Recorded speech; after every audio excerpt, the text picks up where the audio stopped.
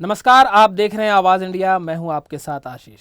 जब भी हम कभी डांस या किसी गाने की बात करते हैं तो हमारे अंदर बहुत सारी एनर्जी गूंज जाती है।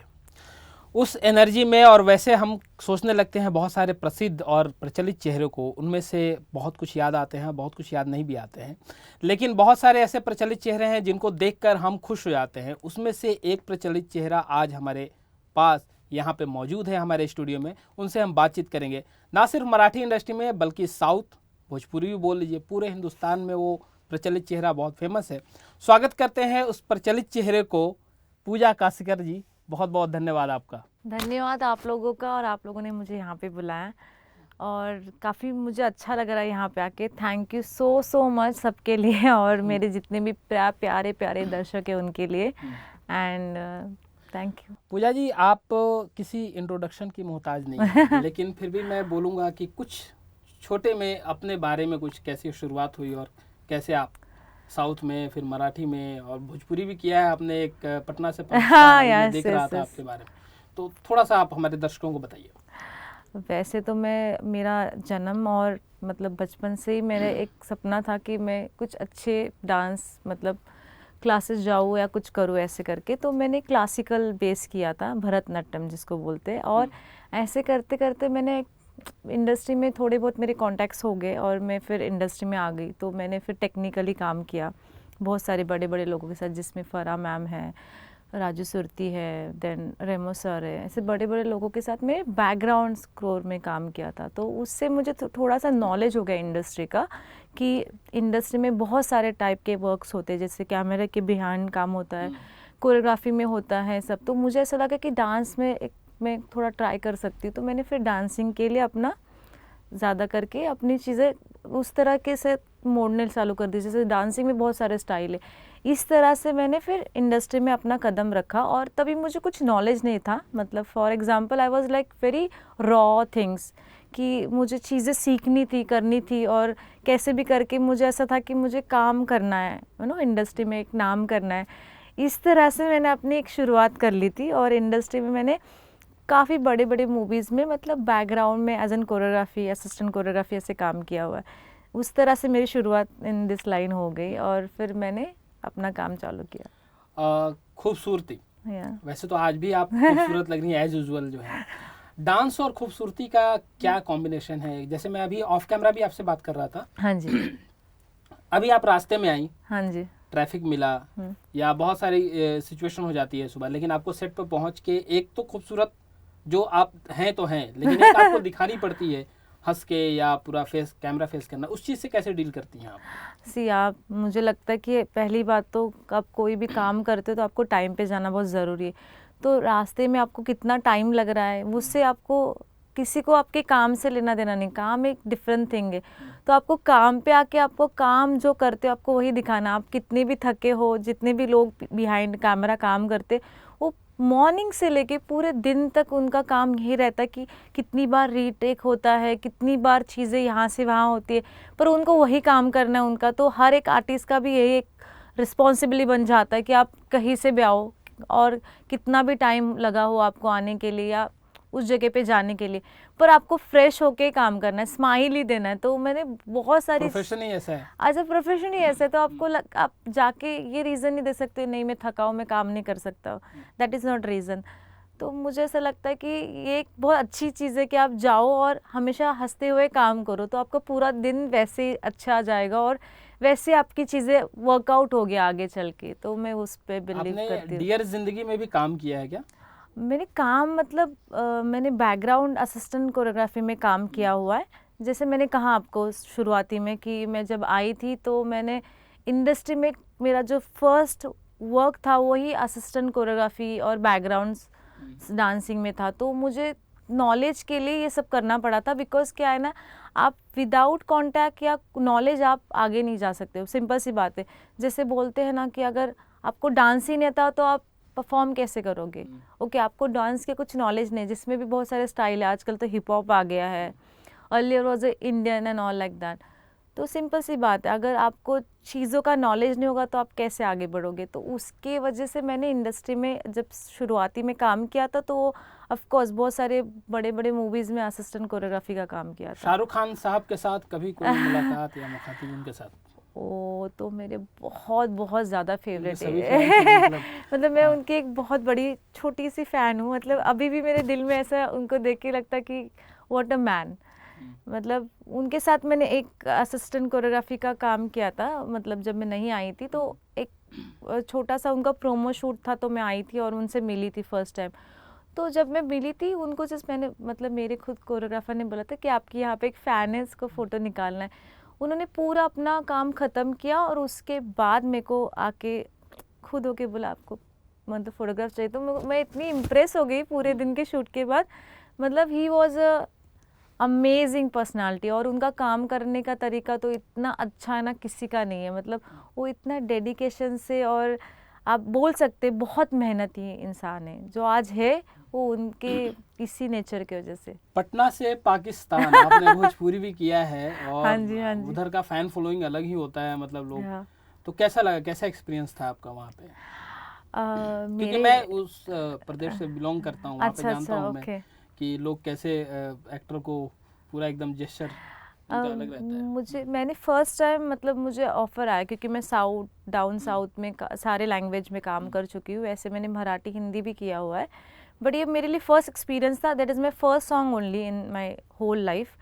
तो जब मुझे ये ऑफ़र आया तो मैं सोच रही थी कि मैंने ये ऑडियंस के लिए कभी काम नहीं किया, पर जब मैंने किया और उस बलोद मतलब वो गाने के बाद मैंने काफ़ी सारे इवेंट्स भी किए एमपी में एंड ऑल, लाइक वहाँ का जो फ़ैन फॉलोइंग है और वहाँ के जो लोग हैं ना, दिस अ नेक्स्ट लेवल। मतलब वो अपने जितने भी उनके स्टार है, जैसे भोजपुरी के काफ़ी सारे बड़े बड़े स्टार हैं, निरुआ, पवन सिंह और जितने भी है, उनको वो लोग गॉड मानते। मतलब उनका एक अलग ही, मतलब बोलते हैं ना, आप बोल सकते हैं जैसे साउथ का एक अलग फैन साउथ में तो फॉलोइंग है, मंदिर बनाते हैं लोग, मंदिर ऐसे। बनाते। बट यहाँ पे भी ऐसे कि वो लोग लिटरली उनके लिए पागल होते हैं।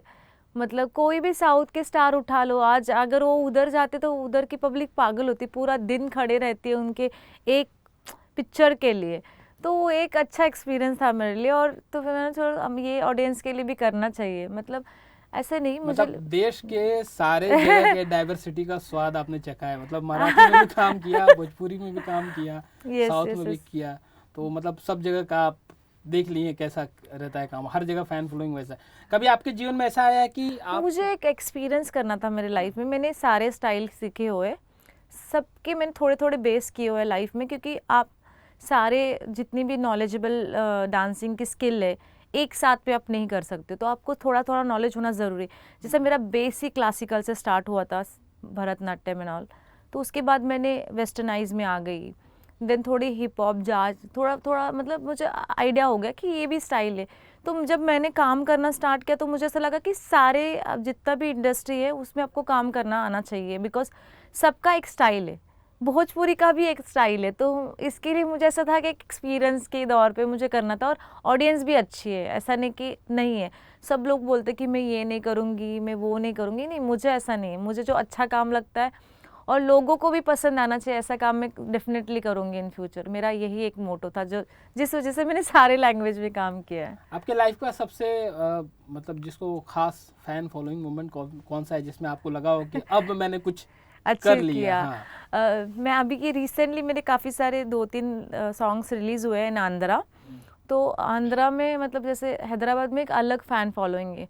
जब प्रमोशन के लिए जाते हो वहाँ पे इतने सारे लोग जमा होते सिर्फ आपके एक झलक के लिए, और वो इतने पागल होते, चिल्लाते हैं, आते आपके साथ फ़ोटोग्राफ्स निकालते।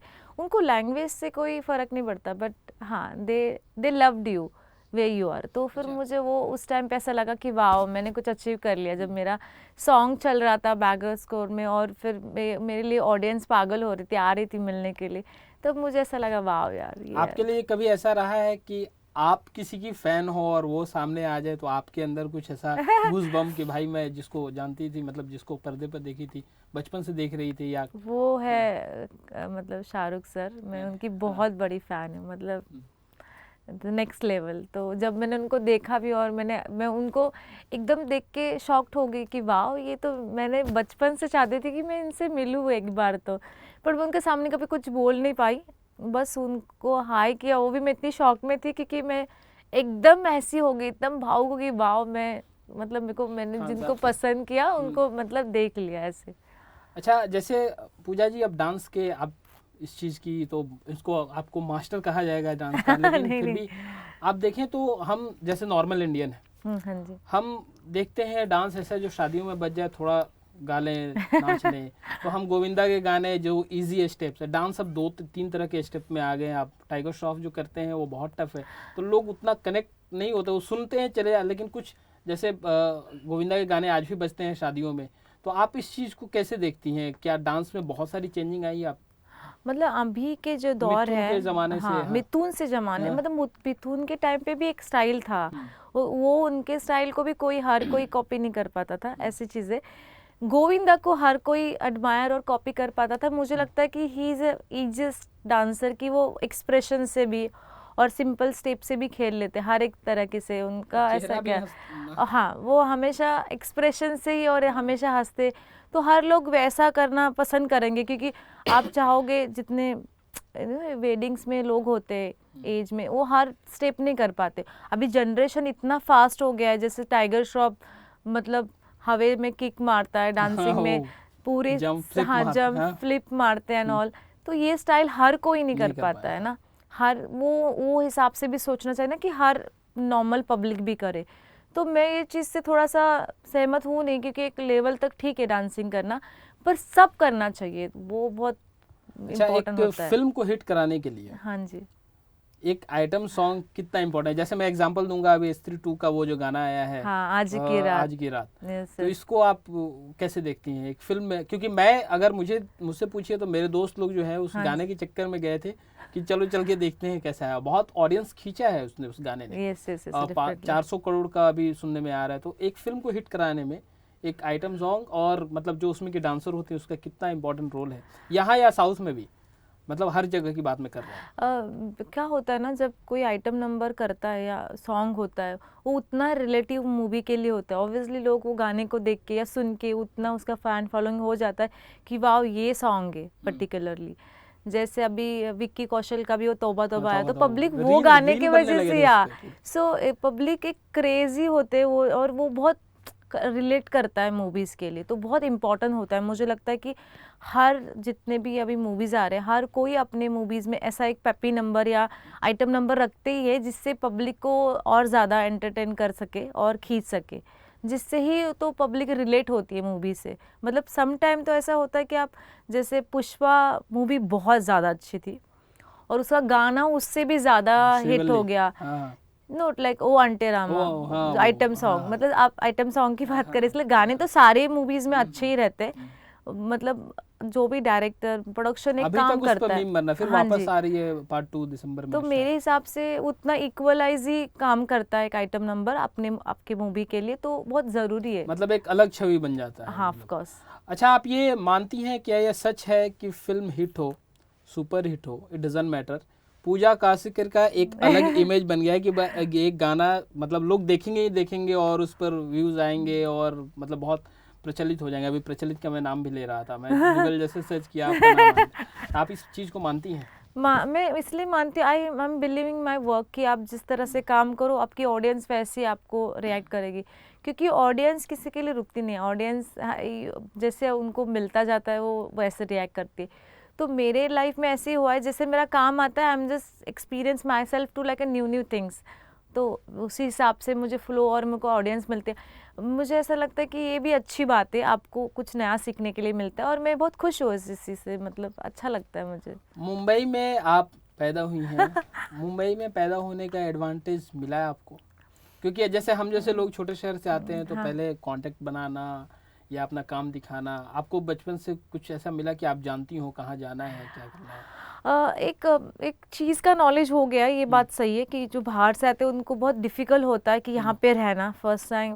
बॉम्बे इज़ क्वाइट मतलब एक्सपेंसिव, और हर कोई अफोर्ड नहीं कर पाता, जो छोटे लोग हैं स्पेशली। जो यहाँ पे बॉर्न बॉटअप है उनके लिए ईजी है कि उनको पता होता है कि कहाँ पे इंडस्ट्री है, कहाँ पे उनके मतलब स्टूडियोज़ है या ऑफिसेस है, ये बहुत इजी हो जाता है। तो एक बेस तो आपको ऑलरेडी है यहाँ पे, तो वो बहुत कन्वीनियंट होती है चीज़ें करने के लिए। और मुझे लगता है कि जो बाहर से आते हैं उनको थोड़ा डिफ़िकल्ट जाता है, पहले अपना बेस बनाओ, फिर लोगों से मिलो, कांटेक्ट करो, मीटिंग्स जाओ एंड ऑल, ऑडिशन जाओ, तो बहुत टाइम लग जाता है। यहाँ पे पहले से मतलब बॉर्न एंड बॉटम होने का एक ही फ़ायदा है कि आपको बहुत कन्वीनियंट होता है सारी चीज़ें, और एक एक्सपीरियंस मिल जाता है कि हाँ यार ये बॉम्बे में है, तो इतना नॉलेज अभी की मैं ज़रूरत नहीं पड़ती है। बहुत सारे डांस स्टूडियो जाता हूँ, हाँ देखता जी। हूँ लोगों की मेहनत देख के मैं कहता हूँ, मुझे लगता है कि हम लोग मेहनत करते हैं, हम लोग से ज़्यादा पसीने बह रहे हैं एक एक स्टेप सीखने के लिए बहुत। तो एक डांसर के जीवन में डिसिप्लिन, जैसे बोलते हैं ना, कलाकार अगर रियाज ना करे तो करेगा क्या, चाहे वो सिंगर हो चाहे, तो आप कितना मतलब आपको रोज काम करना पड़ता है या आप एक्सपीरियंस का फायदा आप उठाती हैं, डायरेक्ट आया और 2-3 दिन में तैयार? नहीं नहीं नहीं, हाँ, ऐसा नहीं है। हाँ, एक्चुअली हर एक एक्टर, एक परफॉर्मर और डांसर, इन लोगों तीनों की उतनी मेहनत है जितनी एक मतलब रेगुलर तो आप किसी की बोल नहीं सकते। एक्टर्स को एक्टिंग भी करना है, उनका शेड्यूल भी रहता है, और प्रैक्टिस तो करनी पड़ती है। ऐसा नहीं कि आप डांसिंग आ गया तो कर लो, आप कर लोगे, पर वो परफेक्शनेस नहीं आएगा जो, क्योंकि आप अगर देखा जाए तो आप साउथ का एक स्टाइल अलग है, तो आप बोलोगे अब मैं वेस्टर्न करता हूँ, मैं डायरेक्ट जाके साउथ का कर, ऐसा नहीं होता है। सबका एक स्टाइल है, तो उस हिसाब से आपको प्रैक्टिस भी ज़रूरी है। तो ये बहुत मस्ट है इंडस्ट्री में, मतलब रिहर्सल करके जो एक अलग लेवल का डांसिंग आता है ना, होता नहीं तो आप देखोगे कितने सारे से डांसिंग है वो समझ में आते हैं आपको कि नहीं इतना अच्छा नहीं है, लाइक यू नो। और जो प्रैक्टिस करके आते मतलब मस्ट है, मुझे लगता है कि प्रैक्टिस करना हर एक डांसर के लिए ज़रूरी है। अभी वैसे ही मैं सोशल मीडिया पे कमेंट पढ़ रहा था कि एक आमिर खान की बॉडी लगी हुई थी कि पैसा आ गया तो बॉडी बना लिया, बट उसके नीचे एक इंटेलेक्चुअल इंसान ने कमेंट किया था कि पैसा तो आ गया उसके पास, लेकिन जिम तो खुद ही उसे जाना है, मतलब जिम जाके मेहनत तो उसे खुद ही करनी है। तो आप कितना मानती हैं कि अगर इकोनॉमिकली स्टेबिलिटी आ जाती है इंसान के अंदर तो इंसान थोड़ा सा कम से कम एफर्ट कर सकता है, आप इस चीज़ को मानती हैं? मेहनत तो आपको खुद ही करना है ना, तो मैं उस पर बिलीव करती हूँ। पैसा, कितने लोग हैं ऐसे इन वर्ल्ड, उनके पास पैसा है, अगर पर वो अपनी बॉडी पे मेहनत नहीं करेंगे तो वो बॉडी कैसे बनेगी, नहीं बनेगी। तो खुद होके मेहनत करना भी एक पार्ट है ना, वो भी एक बहुत बड़ा चैलेंज है अगेन। तो मुझे लगता है कि ऑफ कोर्स यार ये लोग बोलते रहते हैं, and I don't know how they treat, like अरे पैसा आ गया तो कुछ भी ऐसा नहीं है। शाहरुख खान जब तक वो वर्कआउट नहीं करेगा तब तक उसकी बॉडी भी टोन नहीं होगी। जैसे आप जब खाना नहीं खाते हो तो आपकी बॉडी स्ट्रिंग करती है, आप खुद ही दुबले महसूस करते हो खुद को। अगर खाना बहुत ज़्यादा खाते तो आप खुद ऐसा महसूस करते हो कि आज मैं बहुत सुस्त हो गया हूँ, थोड़ा मतलब ना लगता है ऐसे हेल्दी हेल्दी सा फील होता है। तो वैसी चीज़ें अगर वर्कआउट नहीं करोगे तो आपकी बॉडी पे पता चलेगा, वर्कआउट करोगे तो ही वो उसका रिजल्ट आएगा। तो हर एक एक्टर्स मुझे लगता है वो बहुत मेहनत करता है बॉडी के लिए, और ऐसा नहीं कि पैसा है तो इंजेक्शन से, ऐसा कुछ नहीं है। ये डाइट को कितना इम्पोर्टेंट मानती हैं एक डांसर के जीवन में? गणेश आचार्य जी का एग्जांपल ले लीजिएगा, वो मोटे होने के बावजूद उनका, अब तो उन्होंने कम किया है, हाँ, मैंने देखा। काफ़ी कम किया है। हाँ, फिर भी वो स्टेप निकाल देते हैं। डाइट कितना इम्पोर्टेंट है और आप क्या करती हैं अपने फिटनेस के लिए, वो भी हमारे दर्शक जानना चाहेंगे। मैं तो रेगुलर, मतलब मैं आई बिलीव योगा लॉट, क्योंकि जिम ऐसी चीज़ है कि आप जिम करके अगर छोड़ोगे तो उसके अच्छे रिजल्ट भी मिलते हैं और उसके बुरे रिजल्ट भी मिलते हैं नो। हर किसी को जिम सूट नहीं करती या रेगुलर लाइफ में मिलती नहीं। योगा आप कहीं भी कर सकते हो, आप आधा 15-20 मिनट भी कर लोगे तो भी आपको बहुत ज़रूरी है। और उसके साथ आपका खान पान बहुत ज़रूरी है। जैसे मुझे लगता है कि हेल्दी खाना बहुत ज़रूरी है, प्रोटीन ये सब आपके लाइफ में रोज़ रेगुलर चाहिए।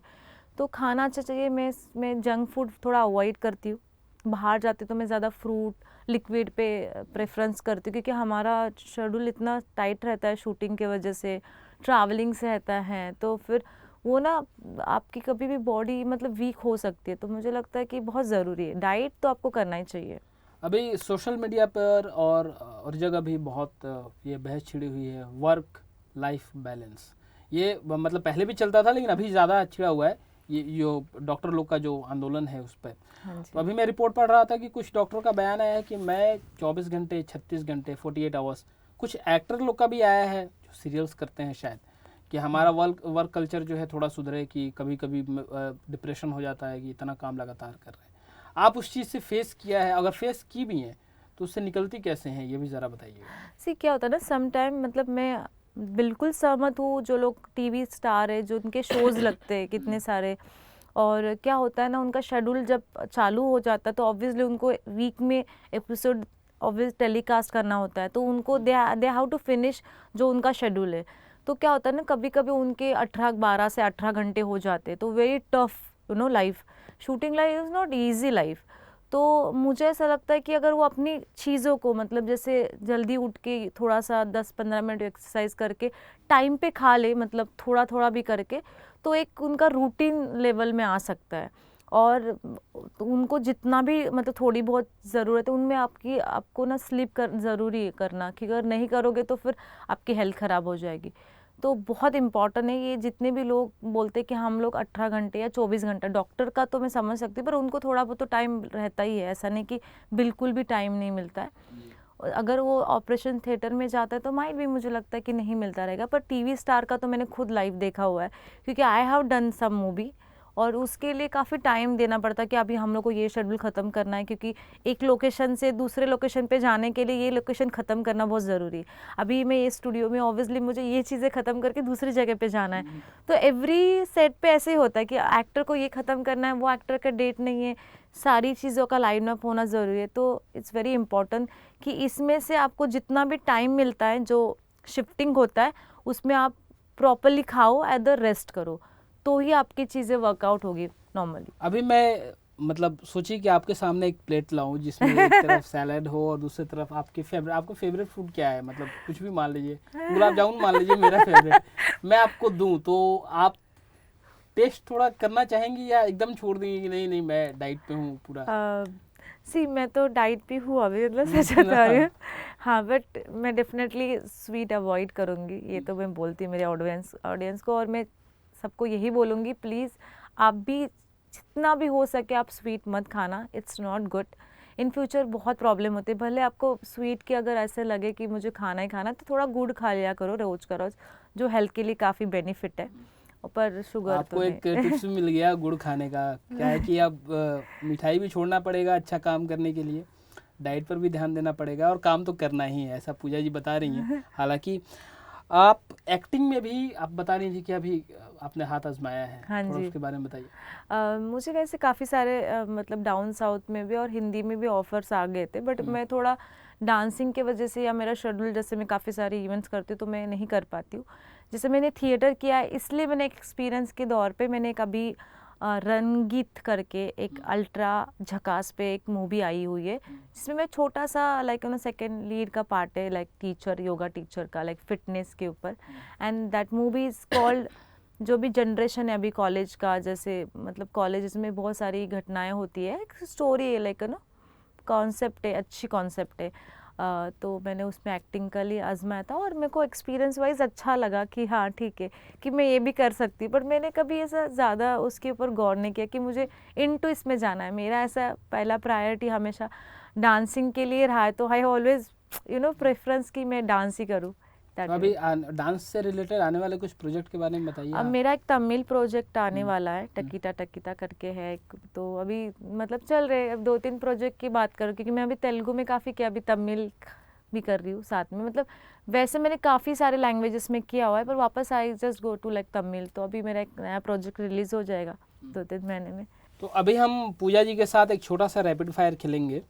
तो पहला रैपिड फायर आपके साथ मैं खेल रहा हूँ, बताइए आपको टेक्सटिंग ज़्यादा पसंद है या ऑडियो में वॉइस टेक्सटिंग ज़्यादा पसंद है?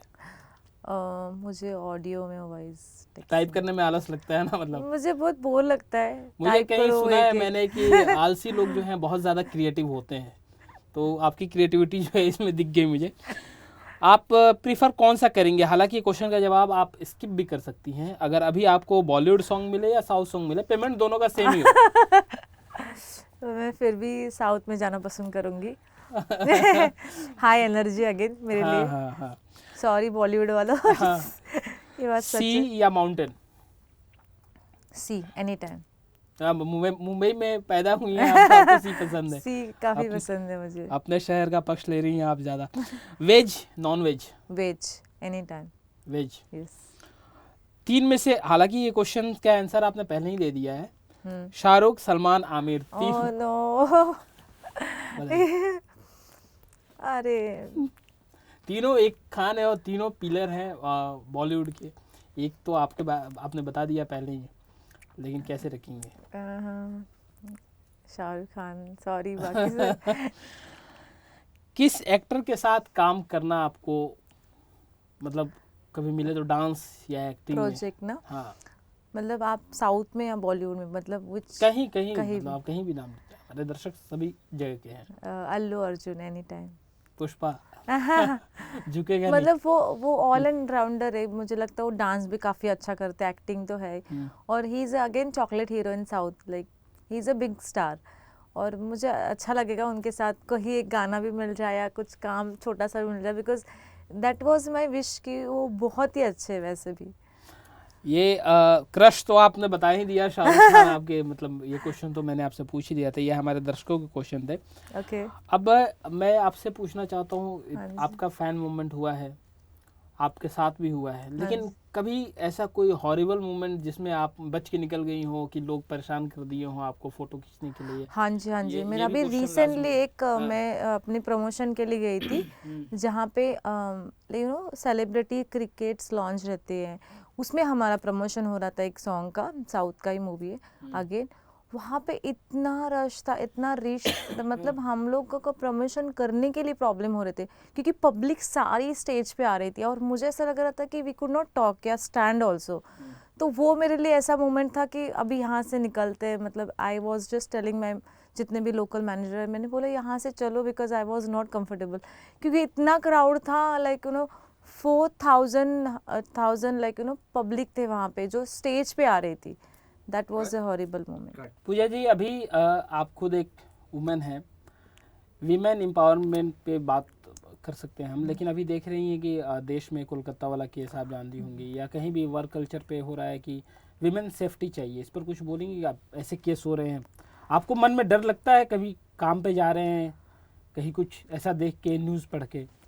मैं तो उतनी स्ट्रांग हूँ कि मैं प्रोटेक्ट करके जाती हूँ, मेरे साथ पूरा टीम रहता है, मेकअप मैन, हेयर और मेरा ऑब्वियसली स्टाफ रहता है, तो मुझे ऐसा अकेले कभी ऐसा प्रॉब्लम नहीं हुआ, टचवुड। बट अभी जिस तरह से मैं केसेस सुन रही हूँ, specially Kolkata, in Badlapur and some other places, मुझे बहुत बहुत बुरा फील कर रही हूँ उस चीज़ के लिए कि अपने जनता के लिए। और मैं यही बोलूँगी कि ऐसा ना करे, कि मतलब वो खुद सोचे कि उनके भी घर में उनकी माँ है, बहनें हैं, मतलब हाउ दे ट्रीट, लाइक इतना बड़ा चीज़ें हो गई और अभी तक जस्टिस नहीं मिला है। तो ऑब्वियसली जितनी भी मतलब दो बाकी पहलू है जनता, ना, एक तरफ हमारे देश की औरतें फ्लाइट उड़ा रही हैं, एक तरफ पूरे विश्व में आपके से लेडीज जो हैं वो डांस से गूगल पर नाम डालते हैं, आपका आ जा रहा है, कितना प्राउड की बात है आपके घर वालों की, और दूसरी तरफ ये केस। तो ये कहीं ना कहीं मतलब देश का नाम खराब हो रहा है। Of course. और मैं तो यही चाहूँगी कि सब जितनी भी अपनी हमारे देश की औरतें कि वो अपना प्रोटेक्शन ले, खुद स्ट्रॉन्ग बन जाए, खुद उस चीज़ से बाहर निकलने के लिए फाइट करे, या कभी भी ऐसी चीज़ें हो तो एक कॉल करे या मतलब आवाज़ दे, एक्शन ले। मैं तो यही बोलूँगी जितना चाहे वो खुद को किस तरह से प्रोटेक्ट कर सकते वो सारी चीज़ें करे, बिकॉज बहुत ज़रूरी है, इतनी बड़ी चीज़ें हो रही है तो बहुत डिसअपॉइंट वाली बात है अपने देश के लिए। That's it. तो अभी हमारे साथ जुड़ी हुई थी पूजा कास्कर जी, हर सवाल का कितना बेहतरीन ढंग से जवाब दिया है उन्होंने। हम इनके उज्जवल भविष्य की कामना करते हैं और साथ में कोशिश हमारी जारी रहेगी कि जैसे जैसे ये गाना करते जाएं, डांस करते जाएं, हमारे चैनल पे आके हमें इंटरव्यू देते जाएं। बहुत बहुत धन्यवाद मैम आपका। Thank you so much. आवाज़ इंडिया चैनल यूट्यूब पे ज़रूर देखना, और थैंक यू मेरे प्यारे ऑडियंस के लिए।